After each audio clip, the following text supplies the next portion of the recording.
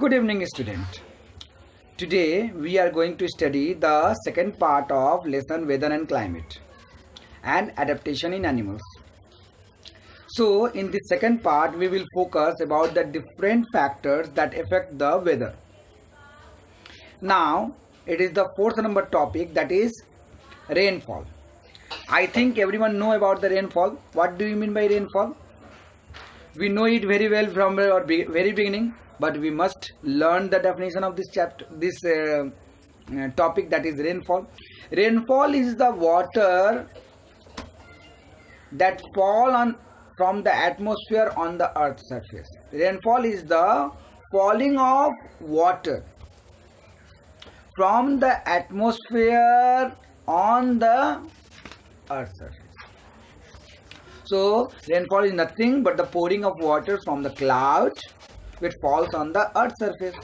So on what factor the rainfall depends? As earlier we have already studied that rainfall depend on the relative humidity. If the percentage of humidity increase in the atmosphere, it cause rainfall. Suppose if the humidity is more than 90% and more, it cause rainfall. So humidity or relative humidity of the atmosphere is one of the most important reason for the rainfall. Not only rainfall, it is also the reason of snowfall, hailstones, etc. Now, which instrument is used to measure the rainfall? The instrument that is used to measure the rainfall is the rain gauge. A rain gauge is a cylindrical structure which have a funnel-like structure. This cylindrical structure is graduated, means it has a scale over it. And this structure or this cylinder is kept in the open field where there is no any kind of obstacle for the rainfall, and the rain fall into the funnel and collected over here. While the rain collected, anyone can measure the rainfall with the help of the graduated scale that is given in the cylinder. So I think you understood about the rain gauge. कहने का मतलब क्या है? Rain gauge क्या होता है? Rain gauge एक cylinder होता है जिस सिलेंडर के अंदर में एक छोटा सा फनल होता है, और इस सिलेंडर में एक स्केल बनाया हुआ रहता है और इसको एक ओपन जगह में रख देते हैं. जैसे ही ओपन जगह में रखते हैं, इसमें बारिश का पानी गिरता है और ये यहाँ पे कलेक्ट होता है. जैसे जैसे कलेक्ट होता है, जितना भी कलेक्ट होता है उसके हिसाब से हम मेजरमेंट करते हैं कि कितना सेंटीमीटर पानी या बारिश हुआ. बट इस बात का ध्यान रखते हैं कि ये जो रेन गॉज है ये ओपन जगह में रहे और पानी जो बरसता हुआ पानी है वो किसी भी कारण से ऑब्स्टेकल ना हो, रुके नहीं और आराम से आके इसमें गिरे. तो इसे क्या कहा गया? Rain gauge. I think you understood this topic. We are proceeding some more topic. Wind. Moving air is called wind. Wind क्या है? हवा जो बहती है ना, जो हवा बहता है, बहते हुए हवा को हम विंड कहते हैं. So wind blow due to uneven heating of the surface of the earth. हवा किस डायरेक्शन से किस डायरेक्शन में बहता है? In which direction the air blow? You know when the air get heated it goes upward, and the place where the air from where the air has gone upward become vacant. At that place cold wind comes. Hindi में बताऊं, जिस जगह पे suppose यहाँ सन है, सन के रे के वजह से इस जगह की जो जमीन है वो गर्म हो गई, और गर्म होने के कारण उस जगह का हवा गर्म हो गया, और हवा गर्म होकर के कहाँ चला गया? ऊपर की तरफ चला गया. तो वो तो जगह खाली हो गया. और उस जगह को भरने के लिए मान लो आसपास में कोई तालाब है, कोई नदी है या कोई समुंदर है, तो वहाँ से जो ठंडी हवाएं हैं वो आएंगी। तो हवा जो है वो किस तरफ मूव होता है? From hotter to colder region. Hotter region में पहले चला गया, कोल्डर रीजन से वो आ रहा है। फिर ये जो गर्म हवा है वो ठंड होने के लिए समुद्र में चली जाएगी, फिर वो वापस, तो इस तरह से सर्कुलेट होता है। तो हवा wind blow due to uneven heating of the earth surface. कहीं पर अर्थ सरफेस ज़्यादा गर्म हो गया तो वहाँ से हवा बहुत तेज़ी से ऊपर चला गया, कहीं पे अर्थ सरफेस कम गर्म है तो वहाँ से जो हवा है वो उस जगह को भरने के लिए चला है। Wind effect the weather condition. Weather condition को ये विंड भी अफेक्ट करता है। While forecasting the weather, speed of the wind and its direction is also measured.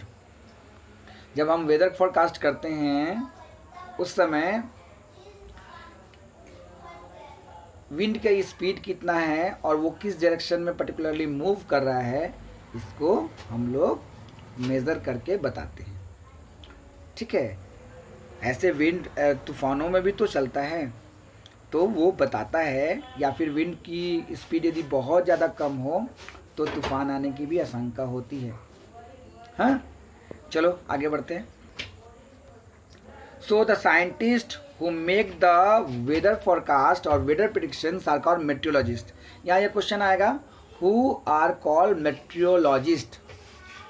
Meteorologists are the scientists who help or who make the weather prediction। Weather को predict, कल का weather कैसा होगा, गर्म होगा कि ठंडा होगा, कि बारिश होगी, कि तूफान आएगा, कि स्नोफॉल होगा, कि हेल स्टोन होगा, ये सारे इंफॉर्मेशंस कौन गैदर करते हैं? साइंटिस्ट गैदर करते हैं। और उस साइंटिस्ट को क्या कहते हैं हम लोग? Meteorologist. Meteorologist. So meteorologist are the scientist who predict the weather of a particular place. समझ में आया? Meteorologist are the scientist who make the weather prediction or who give the prediction of a weather of a particular place। समझ में आया? So what do the meteorologists do? meteorologists क्या करते हैं? They study and compare the atmospheric condition। Satellite से जो information मिलता है उसको लेकर के हवा का जो स्पीड है, ह्यूमिडिटी है, टेम्परेचर है, सारे चीज़ों को लेकर के वो इकट्ठा करते हैं। जितने भी फैक्टर्स अभी तक मैंने पढ़ाया आपको ना, सारे फैक्टर्स को लेकर वो स्टडी करते हैं। पिछला रिकॉर्ड देखते हैं, प्रेजेंट का रिकॉर्ड देखते हैं, उसके बाद वो कुछ प्रिडिक्ट करते हैं कि फ्यूचर का जो वेदर होगा वो कैसा होगा। समझ में आया?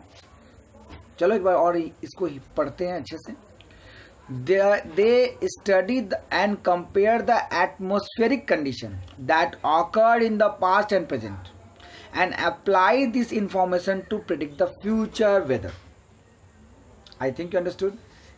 फ्यूचर के वेदर के बारे में बताते हैं on the basis of past and present atmospheric condition।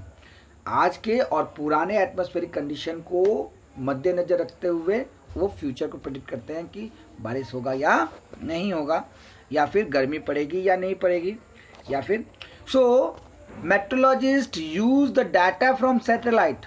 Satellite से डाटा लेते हैं। सैटेलाइट होता है ना, वो आप लोग देखे होगा टेलीविजन में, टीवी में, वो दिखाता है ना कि कैसे तूफान आ रहा है, इंडिया का मैप दिखा रहा है और आसपास से होते हुए बादल को उड़ते हुए दिखाया जाता है और उसमें वो प्रिडिक्ट करती हैं, देखो यहाँ से बादल जो है ऐसे मूव। ये क्या, ये जो पिक्चर कहाँ से आया है? ये पिक्चर एक्चुअली आया है सैटेलाइट से।